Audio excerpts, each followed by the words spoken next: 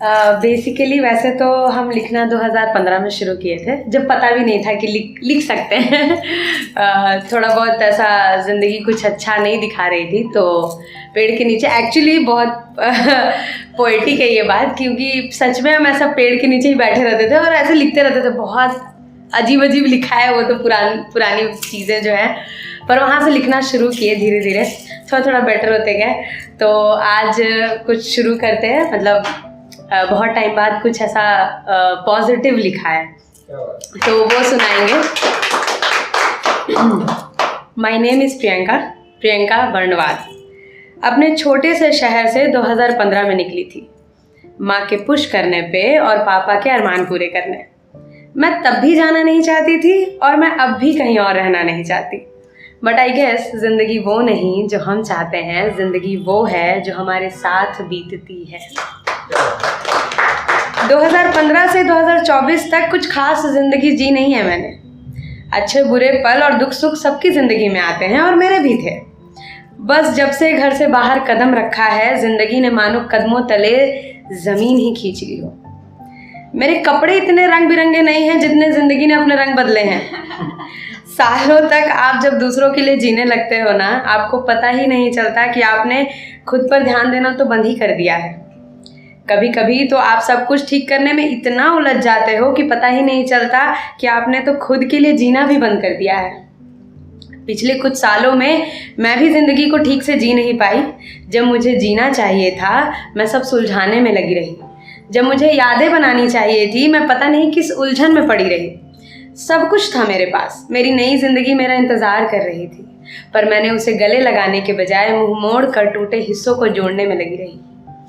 वक्त का बीत जाना स्वाभाविक है ये जानती थी कि वक्त का बीत जाना स्वाभाविक है ये जानती थी, पर वक्त के साथ उम्र भी बीतती है, इस बात का एहसास नहीं था।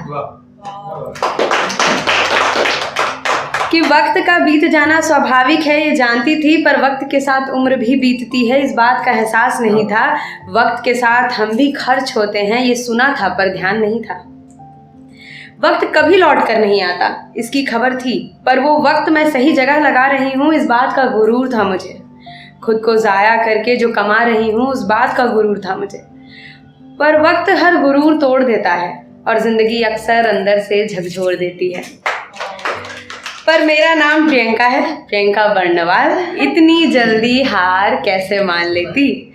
तो इस बार जब ज़िंदगी ने फिर करवट ली, 2025 ने एक धमाके वाली एंट्री ली, मैं घबराई, थोड़ा सा चिल्लाई, पर फिर मैंने इस बार उसको ज़ोर से गले लगाया। ज़िंदगी के इस नए रंग को मैंने तारों सा सजाया। जानती थी ये मुझे फिर तोड़ रही है, शायद मुझे फिर वहीं लाकर छोड़ रही है, पर बहुत डर लिया यार, और बहुत कोशिश कर ली सब कुछ सुलझाने की। अब कुछ नहीं सुलझाना, अब जो जैसा है सब ठीक है, अब बेवजह दिमाग नहीं लगाना। अब तो जीना है अपने लिए, खुश रहना है अपने लिए, वो सब करना है जो मैं कभी करना चाहती थी, वो सब पाना है जो मुझे मिलना चाहिए था। मुझे वो दुनिया देखनी है जो मेरी माँ चाहती थी कि मैं देखूं। मुझे वो ज़िंदगी बनानी है जो मेरे पापा चाहते थे कि मैं बनाऊं। मैं खुद से इतना प्यार करना है, मेरे भाई को जैसा लगता था कि मुझे खुद से करना चाहिए।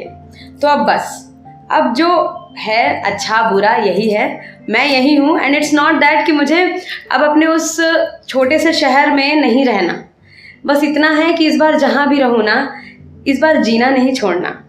और जब वापस जाने का मौका मिले तो उस मौके को झट से पकड़ लेना, क्योंकि हाँ, मैं तब भी जाना नहीं चाहती थी और मैं अब भी कहीं और रहना नहीं चाहती, क्योंकि मुझे अपना शहर पसंद है। बट आई गेस ज़िंदगी वो नहीं जो हम चाहते हैं, ज़िंदगी वो है जो हमारे साथ बीतती है। Thank you. कमबख्त मोहब्बत इंसान को झूठा बना ही देती है। कमबख्त मोहब्बत इंसान को झूठा बना ही देती है, झूठे वादे झूठे कस्में खिला ही देती है। वो जो कहते थे तेरे बगैर ये ज़िंदगी मुमकिन नहीं, ज़िंदगी उन्हें भी आखिर जीना सिखा ही देती है। मोहब्बत ना हो गई मानो कोई खेल हो गया, कल हम थे ज़रूरी आज कोई और हो गया। हफ्ते 4 बीते नहीं और हम भुला दिए गए, मालूम पड़ता है आशिक हमारा दिल फेक हो गया। अरे जाओ जाओ मुखड़ा मासूम, अब किसी और को दिखाओ, अच्छा है ये गुलदस्ता प्यार को किसी और पे लुटाओ। ज़रा हम भी तो देखें चंद दिनों में फितरत पलटती कैसे है। बिछड़ के मरने का दावा करने वाले ये बताओ ऐसी झूठी कहानियाँ बनती कैसे हैं।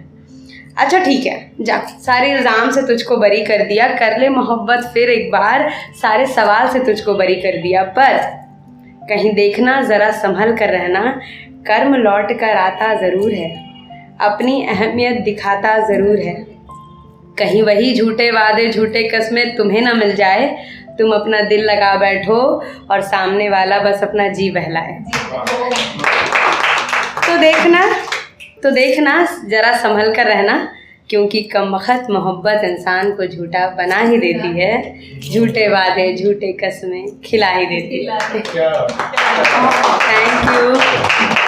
लास्ट सुनाऊंगी एक और। पूरा वक्त है आपके पास।